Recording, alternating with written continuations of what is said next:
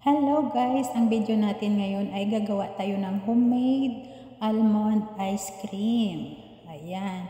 Una natin ginagawa guys yung cornstarch. Tutunawin natin siya sa kalahating basong tubig. Ayan. Antayin natin siya hanggang sa lumapot.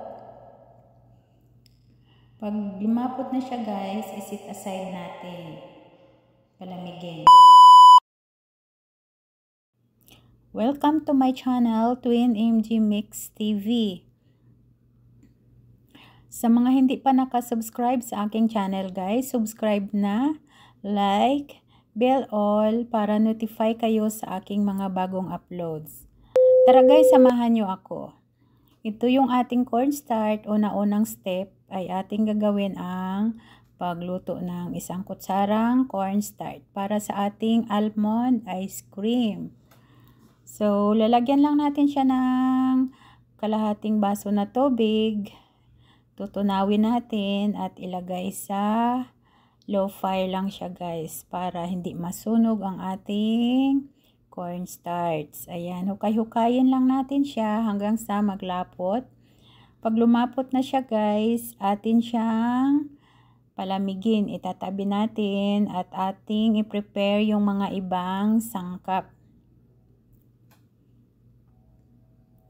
So, ito yung ating sangkap. Isang saging, peanut butter, Nutella. Mayroon tayong crushed ice. Mayroon tayong fresh milk. At yung almond natin guys, 45 pieces at saka 6 pieces na kasoy. Iginiling na natin guys. Naging powder na siya. So, ayan na yung ating powder na almond para sa ating almond ice cream. So, tara guys, atin ang simulan ng ating blend. Una, ilagay natin yung gatas, din yung saging. Ang gatas natin guys ay 1 baso. Then, 1 kutsarita na almond powder na may kasamang kasoy. Ayan, almond and kasoy powder, 1 kutsara. Din, ilalagay natin yung ating crush na yellow. Then, maglagay tayo ng tamar, dates, 3 piraso. Tanggalin lang natin ang buto. Then, ilalagay natin yung ating white sugar.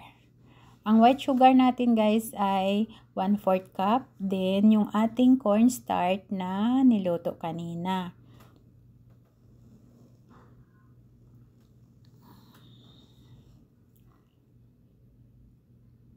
Then, umpisa na natin mag-blend guys hanggang sa matunaw yung ating tamar at saka yung ating yellow. Ayan. Pagkatapos, ilalagay natin sa 1 container.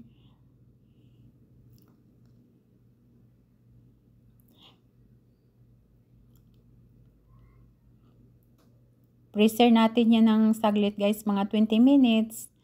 Then, pagkatapos, maglagay tayo ng after 20 minutes, tatanggalin natin siya sa freezer at maglagay tayo ng Choco Crunch. Ayan. Mayroon pa ako 1 container guys, yung bilog, pahaba siya. Pwede rin ganon. Depende sa inyo guys kung anong container ang lagyan nyo. Ayan. Yan yung 1 container natin. So, ilalagay ko lang siya sa freezer. After 30 minutes, pwede na natin siya kainin. Ayan. Thank you so much for watching guys. I hope na mayroon kayong natutunan sa aking video today. Bye-bye!